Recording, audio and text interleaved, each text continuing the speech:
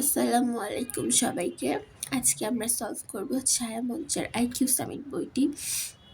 এটা জাহাঙ্গীরনগর বিশ্ববিদ্যালয়, চট্টগ্রাম বিশ্ববিদ্যালয়ের যে মেন্টাল অ্যাবিলিটি পার্টটা আছে সেইটার জন্য খুব ইম্পর্ট্যান্ট, এবং এখান থেকে প্রশ্নগুলো প্রায় কমন পড়ে। সেজন্য আজকে আমরা এই বইটা সলভ করব।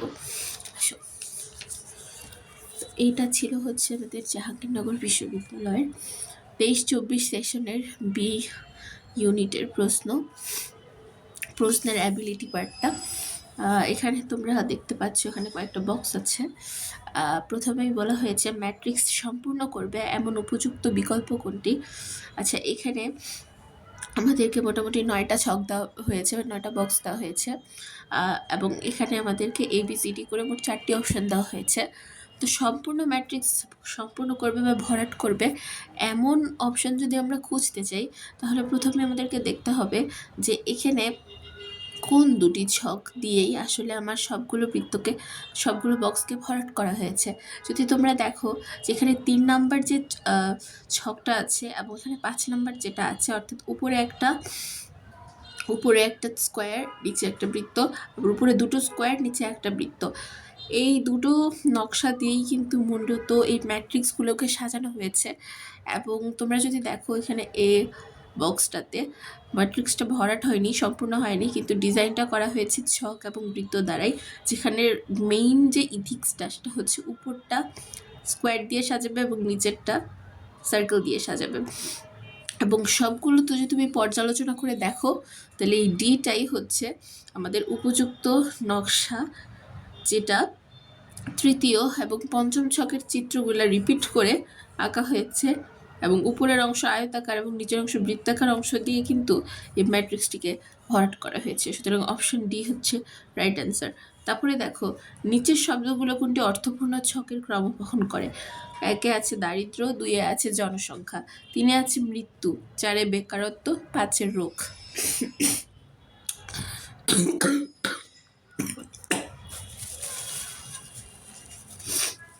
আমি অত্যন্ত দুঃখিত, আমি একটু অসুস্থ, সো আমার একটু এরকম ভয়েস আসতে পারে, সেজন্য আমি দুঃখিত।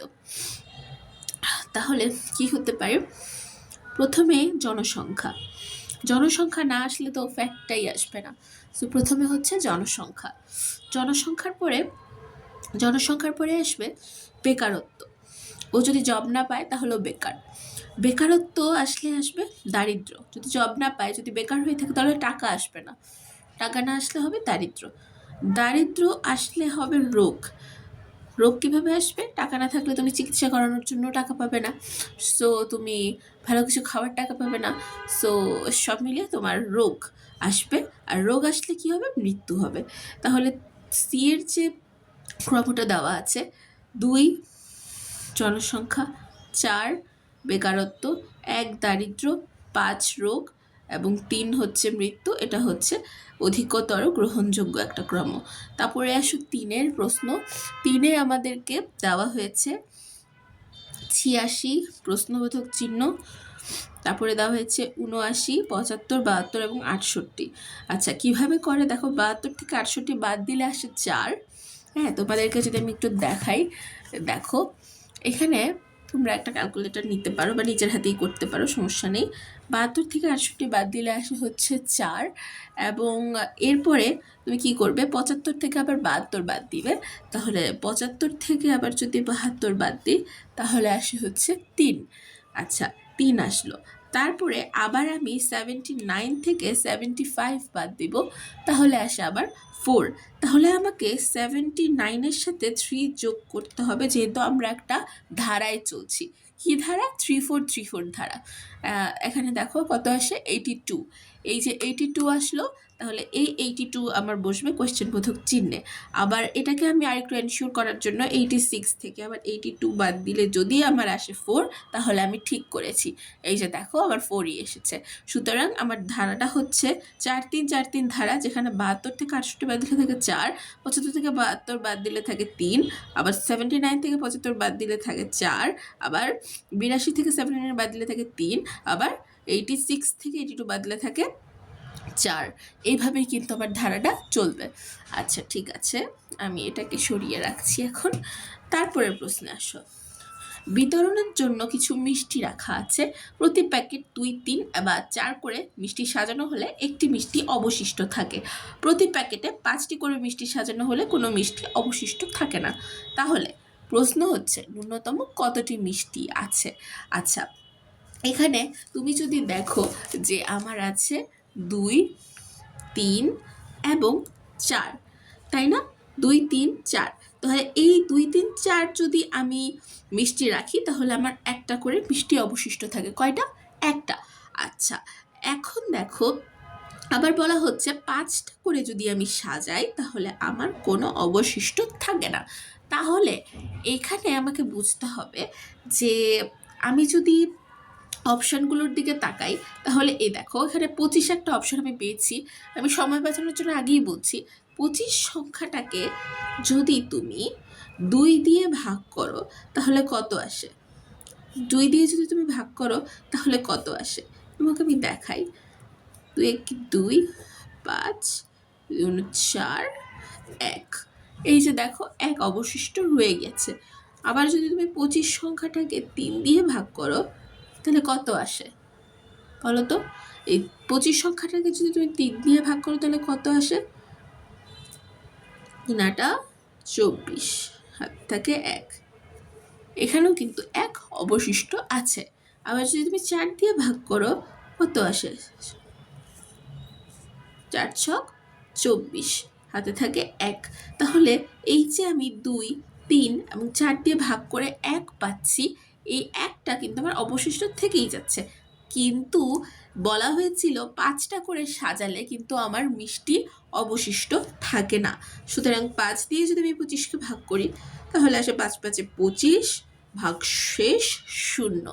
তাহলে এইটাই কি আমাদেরকে ডিফাইন করে দেয় না যে আমাদের 25টাই হবে রাইট সংখ্যা বা 25টাই মিষ্টি আছে, এটাই হবে উত্তর? হ্যাঁ, ঠিক আছে।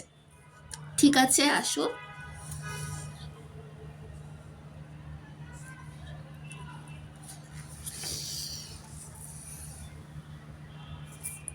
আচ্ছা, এরপরে হচ্ছে আমরা এখন সলভ করব 5 নাম্বারটা। বিবৃতি: সমস্ত হিল স্টেশনের একটি সূর্যাস্ত পয়েন্ট আছে। ক একটি হিল স্টেশন। আচ্ছা দেখো, সমস্ত হিল স্টেশনের একটি সূর্যাস্ত পয়েন্ট আছে। ক একটি হিল স্টেশন। সিদ্ধান্ত: ক হিল স্টেশনে একটি সূর্যাস্ত পয়েন্ট আছে।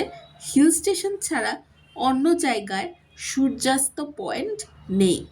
তাইলে উপরের বিবৃতি এবং সিদ্ধান্তের প্রেক্ষিতে কোনটি সঠিক? শুধুমাত্র সিদ্ধান্ত 1 যৌক্তিক, শুধুমাত্র সিদ্ধান্ত 2 যৌক্তিক, শুধুমাত্র 1 ও 2 কোনোটিই যৌক্তিক নয়, নাকি 1 এবং 2 উভয়ই যৌক্তিক? কি মনে হচ্ছে তোমাদের কি হতে পারে?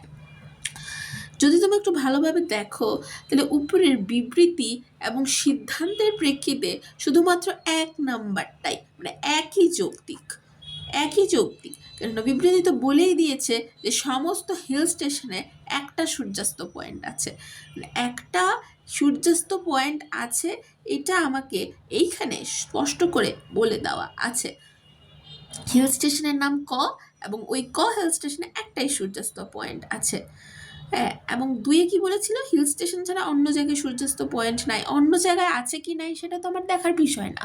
আমার দেখার বিষয় হিল স্টেশনে কয়টা সূর্যাস্ত পয়েন্ট আছে? একটাই আছে। সুতরাং উত্তর হবে ক। বুঝতে পেরেছি, কারণ 2টা এখানে অযৌক্তিক লজিক দিয়েছে। আচ্ছা, আমাদের প্রথম 2টো পেজ সলভ করা হয়ে গেল। এবার আসি আমরা জাহাঙ্গীরনগর বিশ্ববিদ্যালয়ে ভর্তি পরীক্ষা 2023-24 ইউনিটের সি ইউনিটের প্রশ্ন। এখানে মোটামুটি অনেকগুলো প্রশ্নই দেওয়া আছে। আসো আমরা সলভ করব। এখানে আমাদেরকে একটা ত্রিভুজ দেওয়া হয়েছে। ত্রিভুজটা হচ্ছে এই যে এখানে একটা ত্রিভুজ, ভেতরে আরেকটা ত্রিভুজ। এই প্রশ্নগুলো হয়তো তোমরা দেখে থাকবে প্রায়। প্রশ্ন হচ্ছে এখানে মোট কয়টি ত্রিভুজ আছে। এ ধরনের প্রশ্ন মাঝে মাঝে আমরা একটু কনফিউজড হয়ে যাই যে কিভাবে আমরা আসলে বের করব। হয়তো আমরা দেখি বড় ত্রিভুজ, তারপরে আরেকটা ত্রিভুজ, 2টা, 3টা, 4টা, 5টা, 6টা, যে 7টা, 8টা, আমাদের এরকমভাবে আমাদের হিসাবটা করতে হয় আসলে। আমরা জানি ত্রিভুজের কোণ থেকে রেখা গিয়ে বাহুতে লাগলে কোণের 2 দিতে হয়। যেমন তুমি বলতে পারো যে ত্রিভুজটা আমি কিভাবে নির্ণয় করতে পারি। সহজ উপায়টা হচ্ছে এই একটা বড় ত্রিভুজ, এই আরেকটা ত্রিভুজ দেখতে পাচ্ছ, তাহলে 1টা 2টো, আবার 3টা 4টা, 5টা 6টা, 7টা 8টা, এইভাবে হয়েছে আমাদের উত্তর 8টা। ব্যাখ্যায় কি বলেছে? ত্রিভুজের কোণ থেকে রেখা গিয়ে বাহুতে লাগলে গুণের 2 দিতে হয়। উপরের চিত্রে একটি কোণ থেকে একটি রেখা বাহুতে লেগেছে, তাই 2 দিতে হবে। অর্থাৎ একটি সূত্রের 2 দিতে হবে। যেমন 2 গুণ 2, আবার কোণ থেকে অর্ধেক বাহুতে লেগেছে তাই যোগের 2 দিতে হবে। যেমন 2 গুণ 2 যেহেতু 2টি কোণ থেকে গিয়েছে, সুতরাং মোট ত্রিভুজ হবে 2 গুণ 2 প্লাস 2 প্লাস 2 সমান 8। তাহলে ওদের সিস্টেমটা হচ্ছে, ওরা জিনিসটা একটা ফর্মুলায় ফেলেছে। ফর্মুলাটা হচ্ছে যে ত্রিভুজের কোণ থেকে এই একটা রেখা গিয়ে যদি বাহুতে লাগলে 2 গুণ দিতে হয়। এবং এই যে চিত্রটা আছে আমাদের, সেই চিত্রে একটা কোণ থেকে একটা রেখা বাহুতে লেগেছে না, এই যে দেখো একটা কোণ থেকে একটা রেখা বাহুতে লেগেছে, এবং বাহুতে লাগার কারণে আমাদের এখানে 2 দিতে হবে, এবং একটি সূত্রের 2 দিতে হবে। তো এখন তোমরা চাইলে এই উপায়টাও অবলম্বন করতে পারো যে আমরা প্রথমে বাহু থেকে যদি এখানে রেখা এসে বাহুতে লাগে তাহলে 2 গুণ 2 দিয়ে গুণ করব। আবার যদি আমার এখানে কি আসে, 2টা কোণ যদি আমার থেকে যায় তাহলে আমি আবার এখানে যোগের 2 দিয়ে দিব। এটা তোমাদের ব্যাপার, আমি এভাবে ফলো করি না, সো আমি এটা বলছি না, এটা তোমরা ব্যাখ্যা থেকে দেখে নিতে পারো। তারপরে হয়েছে 5 জন ব্যক্তি ট্রেনে ভ্রমণ করছে, তারা হলো ক খ গ ঘ উম। ক হলেন গ এর মা, গ আবার উম এর স্ত্রী, ঘ হলেন ক এর ভাই, এবং খ হলেন ক এর স্বামী। তাহলে উম এর সাথে খ এর সম্পর্ক কি? আচ্ছা, আমি একটু সহজ করে বুঝিয়ে দিচ্ছি। এই প্রশ্নগুলা কিন্তু মাঝামাঝিই আসে, চবিতেও আসে, জাবিতেও আসে, ইন্টেলেকচুয়াল প্রশ্ন হয়। আচ্ছা, 5 জন ব্যক্তি ট্রেনে ভ্রমণ করছে, কারা কারা ভ্রমণ করছে আমি একটু দেখাচ্ছি। এটা ক খ গ ঘ উম। ক খ গ ঘ উম ভ্রমণ করছে, এবং তাদের মধ্যে ক হলো গ এর মা। ক থেকে এসেছে কে? গ। ক থেকে এসেছে কে? গ। ঠিক আছে, ভেঙে ভেঙে করব। গ থেকে এসেছে গ। গ আবার উম এর স্ত্রী। গ অ্যান্ড উম তারা হচ্ছে আবার কাপল। গ এবং উম হচ্ছে কাপল। আচ্ছা, বুঝলাম এতটুকু। খ হলেন ক এর ভাই। আচ্ছা, আবার ক আর ঘ হচ্ছে কি বলতো? ভাই বোন। ঘ হচ্ছে ক এর ভাই। কি এটা? ভাই। ঠিক আছে, ঠিক আছে। এরপরে হচ্ছে খ হলেন ক এর স্বামী। খ পয়েন্ট খ হচ্ছে কাপল। তাইলে প্রশ্ন হচ্ছে উময়ের সাথে ক্ষয়ের সম্পর্কটা কি? এই যে উম আছে, উময়ের সাথে ক্ষয়ের সম্পর্কটা কি? খুবই সহজ, খুবই সহজ। উত্তর হবে শ্বশুর। কেন শ্বশুর হবে উত্তর? কারণ ক এর মেয়ে হচ্ছে গ, আবার খ যেহেতু ক এর স্বামী, তার মানে গ খ এরও কন্যা, এবং গ এর স্বামী যেহেতু উম, তাহলে উম কি হবে? উমর সাথে তার বউয়ের পিতার সম্পর্ক কি হতে পারে? শ্বশুর। সহজ না? এভাবে কিন্তু আমাদের ভেঙে করতে হবে। সুতরাং উত্তরটা হবে হচ্ছে ক, শ্বশুর। ঠিক আছে, বুঝতে পেরেছি। এরপর 3, একজন মাঝি স্রোতের অনুকূলে 2 ঘন্টায় 5 মাইল যায়, 4 ঘন্টায় প্রাথমিক অবস্থানে ফিরে আসে। তার মোট ভ্রমণে মোট ঘন্টার গড় বেগ কত হতে পারে? গড় বেগের সূত্র কি আমরা জানি? গড় বেগের সূত্র হচ্ছে মোট দূরত্ব ভাগ মোট সময়। আমরা আবার করি গড় বেগের সূত্র, মোট দূরত্ব ভাগ মোট সময়। তাহলে এখানে কি দেওয়া হয়েছে? এখানে দেওয়া হয়েছে একজন মাঝি স্রোতের অনুকূলে 2 ঘন্টায় 5 মাইল যায়, 4 ঘন্টায় প্রাথমিক অবস্থানে ফিরে আসে। তাহলে এখানে 5 মাইল যাচ্ছে, আবার 5 মাইল ফিরে আসতেছে, তাহলে 5 + 5, আবার ওইদিকে সময়টা কত, 2 ঘন্টা আর 4 ঘন্টা, তাহলে 2 + 4, তাহলে 5 + 5 10, 4 + 2 হচ্ছে 6, তাহলে 5/3 আসছে আমার উত্তর। তাহলে উত্তরটা হচ্ছে আমার ডি, 5/3। বুঝতে পেরেছি? আচ্ছা, এরপরে হচ্ছে আমাদের অপশন 4, একটি টার্ম অনুপস্থিত রেখে একটি সিরিজ দেওয়া আছে। একটি টার্ম অনুপস্থিত রেখে একটি সিরিজ দেওয়া আছে, সঠিক বিকল্পটি চয়ন করা যা সিরিজটি সম্পূর্ণ করবে। দেখো 144, 256, 400, তাহলে জিনিসটা আমরা কিভাবে বুঝবো এখন? আচ্ছা, 144 হচ্ছে আমরা লিখে দিই, তাহলে বুঝতে সহজ হবে। 144, 256 এবং 400। 144 হচ্ছে 12 স্কোয়ার, যদি তোমরা জানো। 256 হচ্ছে 16 স্কোয়ার, 400 হচ্ছে 20 স্কোয়ার। তাহলে এর পরে কি হবে? তাহলে কি ডিফারেন্সটা এখানে আমরা পাচ্ছি? 4 4, তাহলে আমরা এখানে 4 ডিফারেন্স পাচ্ছি। তাহলে 20, 21, 22, 23, 24, রাইট? 24 স্কোয়ার। তাহলে 24 স্কোয়ার হবে এমন একটা সংখ্যা এখানে বসবে। ক্যালকুলেটর নাও। তাহলে 24 পাওয়ার 2, সরি আমি 24 দিইনি, তাহলে কত আসছে? 576। দেখেছ? 24 স্কোয়ার 576, তাহলে এটাই হচ্ছে আমার উত্তর, 576। বুঝতে পেরেছি? ওকে, তাহলে আমাদের 4 শেষ। এবার আসবো আমরা আমাদের নেক্সট কোয়েশ্চেন দেওয়া আছে। আচ্ছা, এখানে আরেকটা প্রশ্ন আছে, একটি টার্ম অনুপস্থিত রেখে একটি সিরিজ দেওয়া আছে। একটি টার্ম অনুপস্থিত রেখে একটি সিরিজ দেওয়া আছে, সঠিক বিকল্পটি চয়ন করো বা সিরিজটি সম্পূর্ণ করো। 5, 7.5, 12.5, 22.5। আমরা সিরিজ যখনই দেখব আমরা লিখে ফেলবো, না লিখে ফেললে সিরিজগুলো সলভ করা খুব টাফ হয়ে যায়। আমরা এখানে সুন্দর করে লিখবো, দেখাচ্ছি আমি। 5, 7.5, 12.5 এবং 22.5, রাইট? 5, 7.5, 12.5 এবং দেওয়া হয়েছে আমার 22.5। এখন আমাদের এখানে একটা ড্যাশ আছে, কি বসবে? আচ্ছা, তোমরা এখন প্রথমেই কি চিন্তা করবে যে আমাদের ডিফারেন্স কত, রাইট? 7.5 - 5 আসে হচ্ছে তোমার 2.5, আবার 12.5 - 7.5 আসে আমার 5।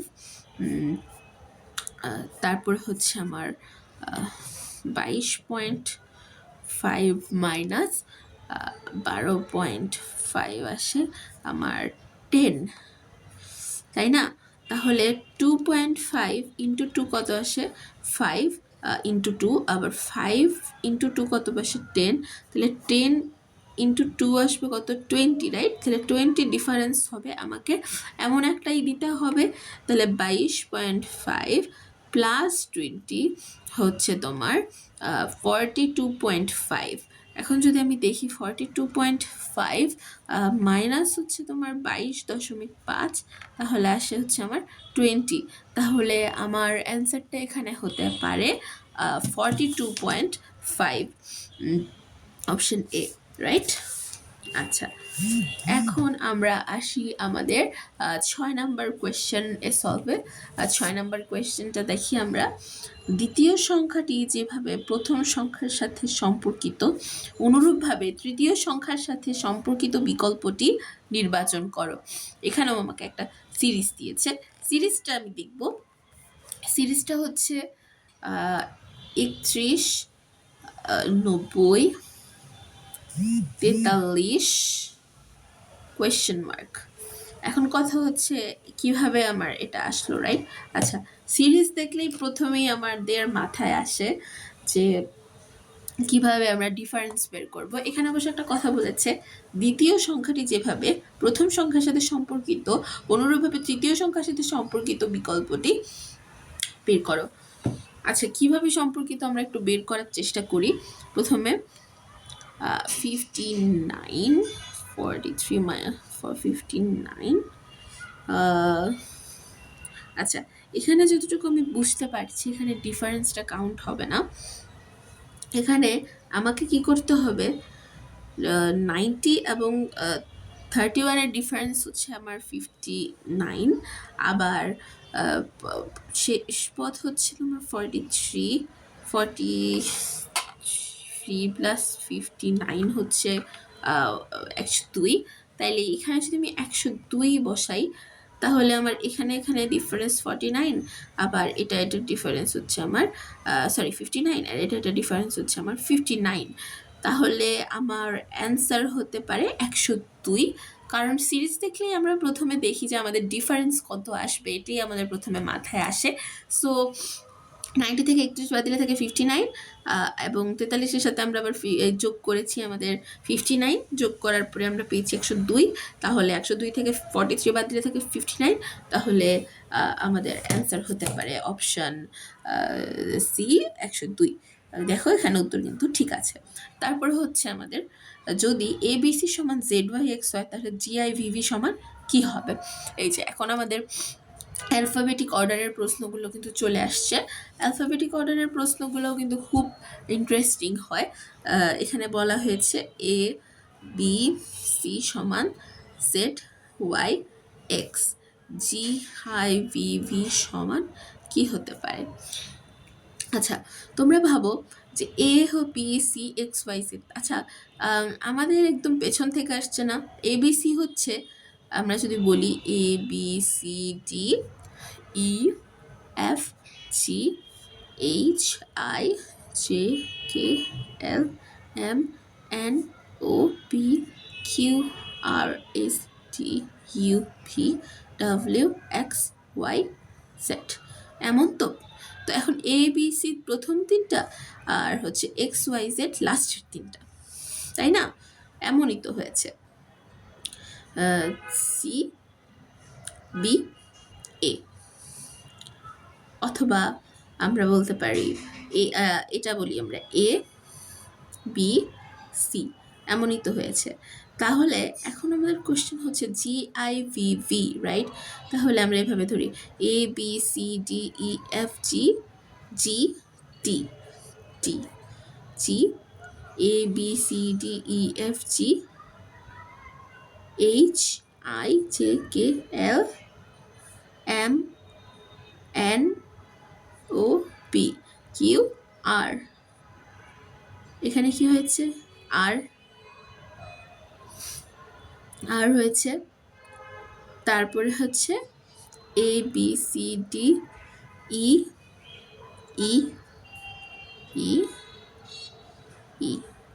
তাহলে উত্তরটা কি হচ্ছে আমার 3। তাহলে এখানে আমার option C is the right answer. আমরা কি বুঝতে পেরেছি কিভাবে হলো? প্রথমে কিন্তু আমি তোমাদের বোঝার সুবিধার জন্য জিনিসগুলো, অ্যালফাবেটিকগুলো সুন্দর করে লিখে দিয়েছি এখানে ABCDEFG HIJKLMNOPQRSTUVWXYZ, এই যে লিখে দিয়েছি। লিখে দেওয়ার পরে আমি কিন্তু পিছন থেকে শুরু করেছি। ZY মানে জেড মানে এখানে আমি এ ধরেছি। আমি নর্মালি আমরা যেভাবে প্রথম থেকে পড়ি, আমি একই কাজটা পেছন থেকে করেছি।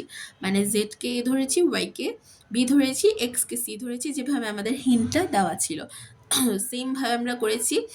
ABCDE, ভি মানে ই, দুইটা ভি তাহলে দুইটা ই। আবার হচ্ছে তোমার এখানে আছে আই, তাহলে ABCDEFG HIJKLMNOPQR, এই যে আই মানে হচ্ছে আর। আবার টি কীভাবে করবো, সেমভাবেই কিন্তু আমাদের জি এর মানে আসছে টি, উল্টো দিক থেকে পড়ে। সো GIVV এর কোড হচ্ছে 3। ওকে, তারপরে আসি আমাদের 4 নম্বর প্রশ্নে। 4 নম্বর প্রশ্নে বলেছে আমাদের, একটি ট্রেন 1/5 সেকেন্ড চলে 20 ফুট, একই দ্রুততায় 3 সেকেন্ড কত ফুট চলবে? তাহলে 1/5 সেকেন্ড চলে 20 ফুট, তাহলে 1 সেকেন্ডে চলে 20/1/5 ফুট, আর 3 সেকেন্ডে চলে হচ্ছে, আমাদের ঐকিক নিয়ম করে দিলেই কিন্তু উত্তরটা চলে আসছে। সো এটা হচ্ছে একটা ঐকিক নিয়মের মধ্যে পড়ে। সো এটাও আমরা বুঝতে পেরেছি। এটার উত্তরটা 380, আমি করে দেখাচ্ছি না, এখানেই সুন্দর করে ঐকিক করে দেওয়া আছে। এরপরে হচ্ছে আমাদের 9 নাম্বার প্রশ্ন। 9 নাম্বার প্রশ্ন, তারপরে আছে আমাদের, আচ্ছা এখানে অনেকগুলো সলভ আছে। আচ্ছা এসো, একটি কম্পিউটার বিজ্ঞান পরীক্ষায় 30% পরীক্ষার্থী পাশ করেছে। যারা পাশ করতে পারেনি তাদের 12 জন কম্পিউটার বিজ্ঞান কোর্সে অংশগ্রহণ করেছে, 30 জন উক্ত কোর্সে অংশগ্রহণই করেনি। কয়জন পরীক্ষার্থী পরীক্ষায় অংশ নিয়েছে?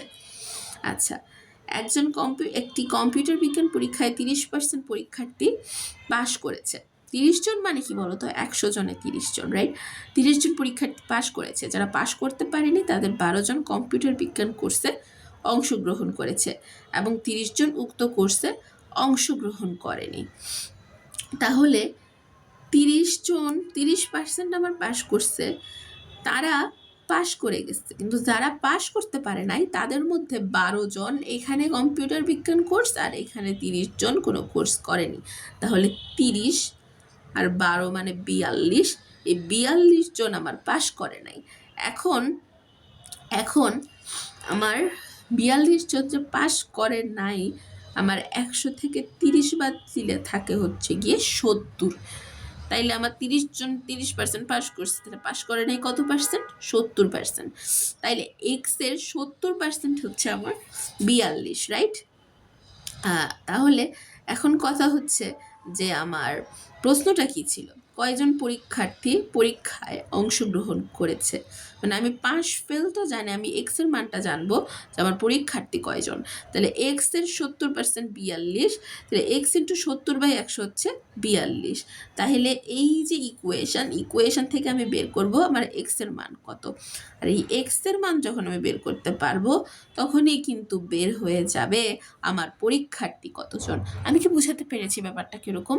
ব্যাপারটা হচ্ছে আমার এখানে পরীক্ষার্থী পাশ করেছে 30% এবং পাশ করতে পারে নাই যারা, তাদের মধ্যে 12 জন কম্পিউটার বিজ্ঞান কোর্সে এবং 30 জন উক্ত কোর্সে অংশগ্রহণ করেনি।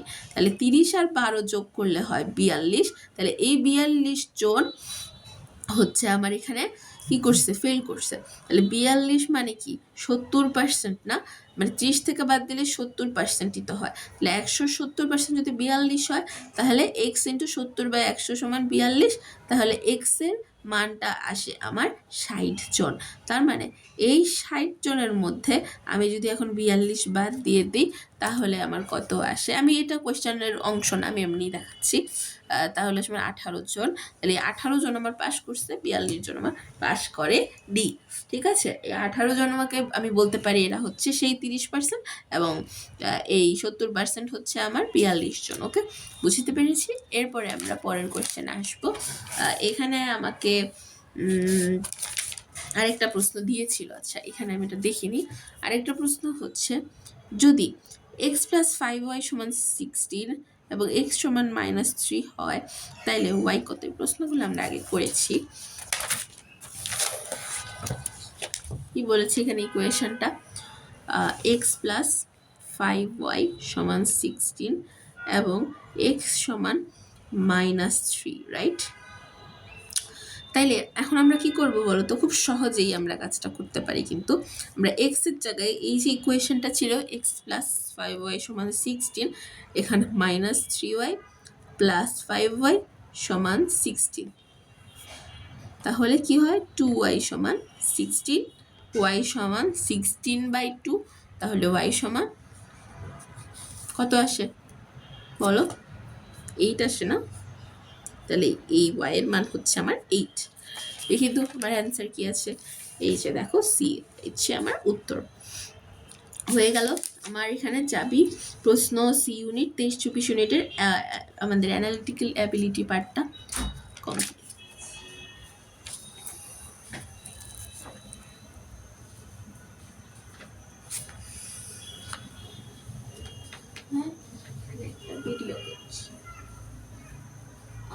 আমরা শিখছি, দেখা যাচ্ছে।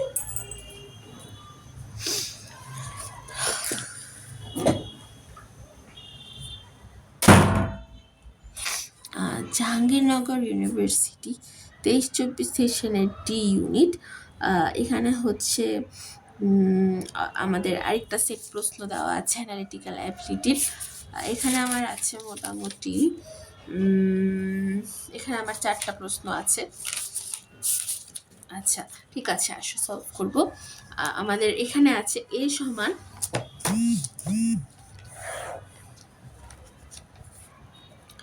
26, সান সমান 27, তাহলে ক্যাট সমান কত? a সমান 26, সান সমান 27, এবং তাহলে ক্যাট সমান কত? আচ্ছা, তাহলে এখন আমাদেরকে মাথা কাটাতে হবে যে a সমান 26, সান সমান 27, তাহলে ক্যাট সমান কত? আমি চাই তোমরা একটু সময় নাও, ভিডিওটা পজ করো, একটু মাথাটা খাটাও, তারপরে আমার সাথে উত্তর মিলিয়ে দেখো তোমাদের উত্তর হয়েছে কিনা। আচ্ছা, এখন প্রশ্ন হচ্ছে ক্যাট হচ্ছে a হচ্ছে 26 আর সান হয়েছে 27। আচ্ছা, আমি যেভাবে অ্যালফাবেটগুলো লিখে ফেলেছিলাম সেভাবে মনে হয় অ্যালফাবেটগুলো লিখে ফেললে তোমাদের জন্য সুবিধা হবে। A B C D E F G H I J K L M N O P Q R S T U V W X Y Z লিখেছি। আচ্ছা, এখন আমরা কি করতে পারি? আমরা হচ্ছে পিছন থেকে সংখ্যাগুলো গণনা করতে পারি। যেমন হচ্ছে বিপরীত ক্রম অনুযায়ী যদি আমরা গণনা করি তাহলে এটা হয় 1 2 3 4 5 6 7 8 9 10 11 12 13 14 15 16 17 18 19 20 21 22 23 24 25 অ্যান্ড ফাইনালি 26। আচ্ছা, এখন কথা হচ্ছে যে উত্তরটা কিভাবে হলো। দেখো, আমাদের এ হচ্ছে 26, বিপরীতভাবে মানে এদিক থেকে যদি আমরা গণনা করি তাহলে এ হচ্ছে আমার 26। আবার আমি যদি সানের কথা চিন্তা করি তাহলে সান হচ্ছে 27, এটা হচ্ছে কাল্পনিক। তাহলে আবার ক্যাট কিভাবে আসবে? আচ্ছা, ক্যাট হচ্ছে এখানে সি হচ্ছে এখানে আমার 24 দেওয়া আছে, রাইট? সিটা, তাহলে এখানে 24 দিব আমরা। এখান থেকে মনে হয় দেখা যাচ্ছে না। ক্যাটের সি হচ্ছে 24 দেওয়া আছে, তাহলে 24। আবার এ হচ্ছে 26 আর টি হচ্ছে তোমার 12। আবার নাও, তাহলে 24 26 12 আসে কত? তোমার 62 আসছে। তাহলে ক্যাট হবে হচ্ছে আমার 62। এটা হচ্ছে আমার উত্তর হবে। দেখা যাক কি হয়। আমি কি একটু ভুল করলাম মনে হচ্ছে। টি এর মান ও সরি, 12টা তো ও এর জন্য ছিল, আমি এখানে ভুল করেছি, এখানে 7 হবে। উত্তরটা হবে আমার 57 আই গেস, কারণ 24 26 আর টিটা হচ্ছে আমার এখানে 7। আমি লিখেছি ও 7, বাট আমি অ্যাক্সিডেন্টলি ওয়েটটা কাউন্ট করে ফেলেছিলাম, এক্সট্রিমলি সরি। আচ্ছা, তার উত্তরটা 57ই হবে। আমি বোঝাতে পেরেছি আশা করি। আমরা যেভাবে আগেরটা করেছিলাম, পেছন থেকে কাউন্ট করেছিলাম একটাতে, ওরকমই অনেকটা এখানেও আমরা ওইটাতে ছিল অ্যালফাবেটস আর এটাতে হচ্ছে নাম্বারসগুলো আমরা পেছন থেকে কাউন্ট করব। কাউন্ট করতে করতে আমরা ধরবো হচ্ছে A 26 ঠিক একইভাবে আমাদের হিন্ট দেওয়া ছিল, সেভাবে সিকে আমরা ধরবো 25, একে ধরবো 26 এবং টিকে ধরবো আমরা 7, পিছন থেকে নাম্বারস কাউন্ট করে। অল রাইট, আমরা বুঝেছি। এরপরে আমাদের একটা প্রশ্ন আছে। এখানে প্রশ্নবোধক স্থানে কি বসবে? এই প্রশ্নগুলো সাধারণত আমরা ক্যাডেটের পরীক্ষায় আসতে দেখা যায়, এই ধরনের মেন্টাল অ্যাবিলিটির প্রশ্নগুলো। আচ্ছা ঠিক আছে, দেখো এখানে আমার দেওয়া আছে 2, 3, 4, 5, 6, 7, 8, 9। আবার আচ্ছা, এখানে এটা কেমন হতে পারে এটা আমাদের একটু ভাবতে হবে। ভিডিওটা পজ করে একটু ভাবো, তারপরে আমার সাথে মিলিয়ে দেখো তোমাদের উত্তরটা মেলে কিনা।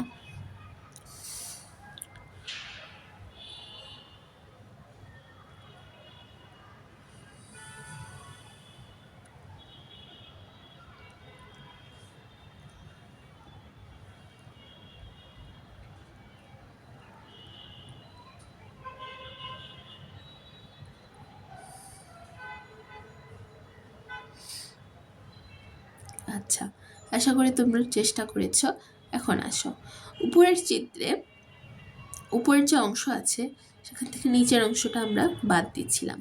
যেমন দেখো উপরের অংশে আছে আমার 9 আছে, তারপরে এখানেও আবার 9 আছে, আবার এখানে আছে হচ্ছে 2।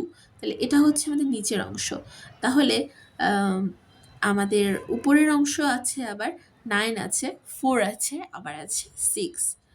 তাহলে 9, 6 আর 4 যোগ করলে আমার কত আসে বলো তো? 9, 6, 4 আমার আসে হচ্ছে 19। আর নিচের অংশ আমার 9 + 9 + 2 আসে 20। তাহলে আমার কি হচ্ছে বলো তো? নিচের অংশ থেকে আমার উপরের অংশটা বিয়োগ হচ্ছে। 20 থেকে 19 গেলে 1 থাকে এবং এই 1টা হচ্ছে আমার এখানে উত্তর। আবার সেম ভাবে দেখো এখানে কি হচ্ছে, এখানে কি হচ্ছে? 2 আছে, 8 আছে, 7 আছে, আবার নিচে আছে 5 আছে, 7 আছে, 4 আছে। তাইলে আমার 2, 8 এবং 7 যোগ করলে আসে হচ্ছে তোমার 17। আবার 5, 7, 4 যোগ করলে আসে হচ্ছে তোমার 16। তাহলে 17 থেকে 16 গেলে থাকে 1। আবার তৃতীয়তে আসো, দেখো 7, 3, 5, 8, নিচে 7, কোয়েশ্চেন মার্ক 6। তাহলে তৃতীয়তে দেখো 7, তারপর হচ্ছে +6। এখন এমন একটা সংখ্যা আমাকে নিতে হবে যেটা থেকে আসলে আমার কি করতে হবে বলো তো? যেটা থেকে আমার উপরের অংশটুকু বাদ দিলে আমার 1 থাকবে। তাহলে এটা কত আসে? 8, 8, 5, 3 যোগ করলে আসে 16। তাহলে এখানে আমাকে 17 বানাতে হলে একটা ডিজিট নিতে হবে। ইজিলি সেটা 4, তোমরা বুঝতে পারবে। এবং এটা থেকে এটা বাদ দিলে কিন্তু তোমার 1 থাকে। তাহলে প্রতিটা চিত্রে আমরা কিন্তু এই সেম ঘটনাটাই হচ্ছে দেখতে পাচ্ছি। প্রথম চিত্রেও হয়েছে, দ্বিতীয় চিত্রেও হয়েছে, তৃতীয় চিত্রেও হয়েছে। আমার সবগুলোর ডিফারেন্স কিন্তু 1 এসেছে। 1 এসেছে।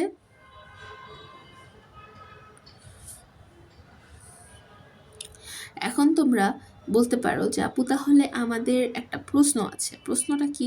প্রশ্নটা হচ্ছে যে আপনি বললেন যে উপরের অংশ থেকে নিচের অংশ বিয়োগ হচ্ছে। আচ্ছা, মানলাম যে উপরের অংশ থেকে নিচের অংশ বিয়োগ হচ্ছে, কিন্তু সেটা তো আপু দ্বিতীয় অংশে। তৃতীয় এবং প্রথম অংশে তো আমরা দেখতে পাচ্ছি যে নিচের অংশ মানে যে নিম্নের অংশ, সে নিম্নের অংশ থেকে উপরের অংশ বাদ যাচ্ছে। এটা কিভাবে হলো? আসলে প্রতিটা চিত্রে কিন্তু জিনিসটা সেম না। আমাদের 2 নাম্বার চিত্রে আমরা দেখতে পাচ্ছি যে উপরের অংশ থেকে নিচের অংশ বাদ গেছে, কিন্তু এই 1 এবং 3 নাম্বার চিত্রে কিন্তু আমরা দেখতে পাচ্ছি যে নিচের অংশ থেকে উপরের অংশ বাদ গেছে, আবার এখানেও নিচের অংশ থেকে উপরের অংশ বাদ গেছে। আর এটা কিন্তু ডিরেকশনটা মেনটেন করেছে। মেইনলি এটা মেইন কথা না, মেইন কথা হচ্ছে তোমাকে দেখতে হবে ডিফারেন্সটা 1 আসে কিনা। সবগুলো ডিফারেন্স মানে বিয়োগফল 1 আসে কিনা, বা 1 না আসলেও তোমার যেটাই আসছে সবগুলোর ডিফারেন্স সেম আসে কিনা। বা যোগফল সেম আসে কিনা, এইভাবে কিন্তু তোমাকে জিনিসটা ভাবতে হবে যে ডিফারেন্স আমার সেম আসছে কিনা। যদি ডিফারেন্স সেম আসে তার মানে হচ্ছে you are in the right track. Alright, তাহলে আমরা 2 বুঝতে পেরেছি। কোন ঘড়িটি 5:30 নির্দেশ করছে? আচ্ছা, 5:30 না, মানে 5:30, তাই না? আচ্ছা, তাহলে 5:30 আমার কোনটা নির্দেশ করছে? এখানে আমার ঘড়ির কাঁটাগুলা একদম পুরো অবস্কিউর হয়ে গেছে। আমি যতটুকু বুঝতে পারছি এটা এভাবে দেওয়া, এটা হচ্ছে আমার এভাবে দেওয়া, এটা হচ্ছে আমার কিভাবে দেওয়া আছে আমি বুঝতে পারছি না। এটা মনে হয় আমার এভাবে দেওয়া, আর এটা আমার এভাবে দেওয়া। তাহলে তোমরাই বলো উত্তরটা কি হতে পারে? খুব সহজেই কিন্তু আমরা বুঝতে পারছি, উত্তর হবে অপশন বি। আমরা সবাই ঘড়ি চিনি, ঘড়ি বুঝতে পারি, তোমরাও নিশ্চয়ই পারো। আচ্ছা, এবার আসো আমরা যাবি ভর্তি পরীক্ষা সেশন 23-24 লাস্ট প্রশ্ন আমাদের এটা। আমাদের সেশন 23-24 জি ইউনিট সেট কে এর লাস্ট প্রশ্ন সলভ করব। এখানে তোমরা অনেকগুলো স্মাইলি ফেস, স্যাড ফেস, অনেক রকমের মুখভঙ্গি দেখতে পাচ্ছ। আচ্ছা, এখানে একটা আছে স্মাইলি ফেস, একটা হচ্ছে স্যাড ফেস, একটা আছে মুডলেস মনে হচ্ছে, এটা আমার মুড নাই, যাই হোক অদ্ভুত রকমের একটা ফেস, স্মাইলি ফেস, মুড নাই। তাহলে এখানে কি হতে পারে? স্বভাবত আমার মনে হতে পারে অপশন সি হবে উত্তর, এবং option C is the right answer. সুতরাং কিন্তু অপশন সি যে হবে, তুমি তো বলতে পারো যে আপু তাহলে অপশন এ কেন না? অপশন এও তো একই ফেস করে আছে, তাই না? তাহলে অপশন এ কেন না? আচ্ছা, এখানে উপরের জিনিসটা দেখো, একটা আছে এভাবে, একটা আছে এভাবে, একটা আছে এভাবে, তাহলে এটা কি হবে বলো তো? এখানে একটা আছে এভাবে, তাহলে এইখানে যেটা হবে স্বভাবতই সেটা এই দিকেই হবে, এদিকে তো আর হবে না, এই দিকেই হবে। বুঝতে পেরেছ? মানে এই যে এই অংশটুকু আছে এখানে দেখো, এটা বৃত্ত ভরাট হয়নি, এটা বৃত্ত ভরাট হয়েছে, আবার এটা হাফ ফাঁকা আছে, ঠিক আছে? তো চোখের অংশটা আমাদের এখানে মেন ফ্যাক্ট না, ফ্যাক্ট হচ্ছে আমার উপরে যে টিকির অংশটা আছে সেটা। তুমি যদি দেখো যে 3 নম্বর অংশটা এভাবে আছে, অপশানের এটাই হবে হচ্ছে আমার উত্তর, যেটা লাস্টে বসবে। অর্থাৎ ব্যাখ্যা যদি তোমাদেরকে একটু পড়ে শোনাই, যে প্রশ্নে প্রদত্ত প্রথম ছবিটি লক্ষ্য করলে দেখা যায় লোকটি তার ডান দিকে তাকিয়ে আছে। দ্বিতীয় ছবিটি লক্ষ্য করলে দেখা যায় লোকটি সামনে তাকিয়ে আছে বা মন মরা হয়ে আছে। তৃতীয় ছবিটি লক্ষ্য করলে দেখা যায় লোকটি তার বাঁ দিকে তাকিয়ে আছে। চতুর্থ ছবিটি লক্ষ্য করলে দেখা যায় লোকটি আবার তার ডান দিকে তাকিয়ে আছে। তারপরে দেওয়া পার্থক্য হলো, প্রথম ছবিটি নাক বোঝাচ্ছে যে বৃত্ত সেটি ভরাট করা, আর তৃতীয় ছবিতে সেটি ভরাট করা হয়নি, ফাঁকা আছে। প্রথম ছবিটি হলো লোকটির সামনে তাকিয়ে আছে বা মন মরা হয়ে আছে, অর্থাৎ 1-2 থাকা ছবিটি আবার রিপিট হয়েছে 4-5-এ। শুধু পার্থক্য হলো নাক বোঝানো বৃত্তগুলো পরিবর্তন হয়, আগে ভরাট থাকলে ছবি রিপিটে সামনে ফাঁকা হয়, আর আগে ভরাট না থাকলে রিপিট ছবিতে ভরাট থাকে। তার মানে 3-এ থাকা ছবিটি বসবে 6-এ, 3-এ থাকা ছবিটি বসবে 6-এ। পার্থক্য হবে নাক বোঝানো যে বৃত্তটি সেটি 3-এ ভরাট আছে এবং 6-এ ফাঁকা থাকবে।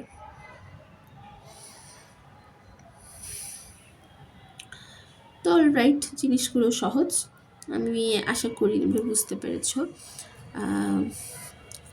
এরপরে আছে আমাদের যাবি প্রশ্ন প্রথম বর্ষ ভর্তি পরীক্ষা 23-24 ইউনিটের সেট এইচ।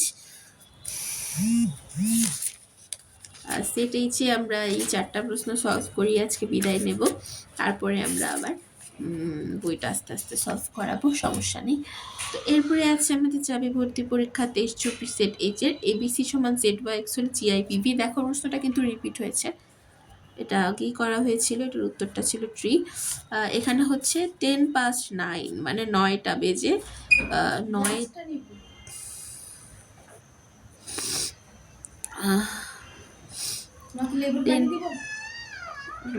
10:09 মানে হচ্ছে বাংলায় 9টা বেজে 10 মানে 10 মিনিট।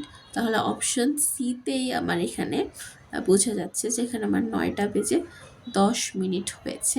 যদি এখানে আমার চিত্রগুলো খুব অবস্কিউরভাবে প্রকাশ করা হয়েছে, জিনিসটা আমার ভালো লাগে নাই, কিন্তু তারপরেও আমরা এখানে বুঝতে পারছি যে এটা অপশন সি হবে রাইট অ্যান্সার। তারপরে প্রশ্নবোধক স্থানে এখানে কি বসবে? আচ্ছা, এখন এই প্রশ্নটা একটু ট্রিকি হতে যাচ্ছে। এই প্রশ্নটা কীরকম হতে পারে? এই 3টা বক্স আমার এখানে খালি দেওয়া।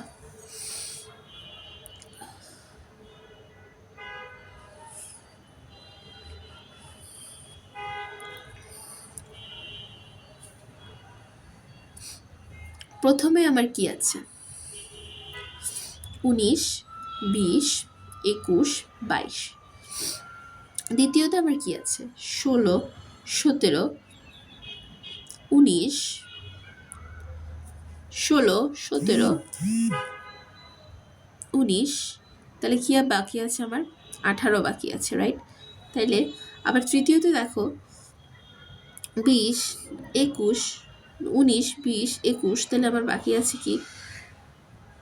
কি বাকি আছে?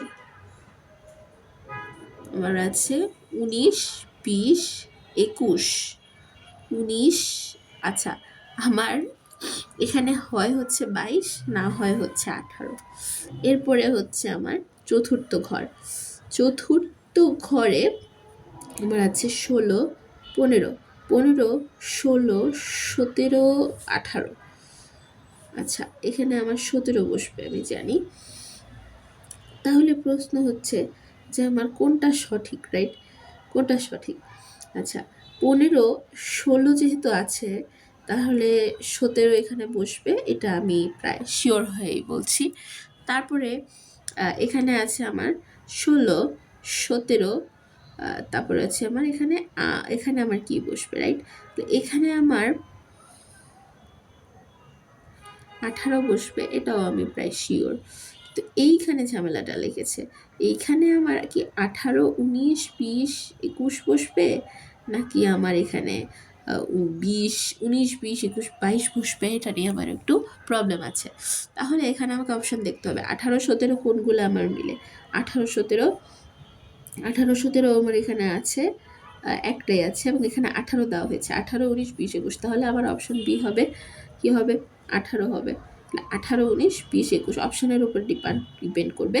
অপশন বি হচ্ছে আমার রাইট অ্যান্সার। আশা করি বুঝতে পেরেছি। তারপর 4 নম্বর প্রশ্নে আসবো। 4 নম্বর প্রশ্নে আমার এখানে বলা হয়েছে পরের ধারা ছবিটি কোনটি হবে? একটা বৃত্ত, মাঝখানে বৃত্ত, তারপরে হচ্ছে নিচে, পাশে।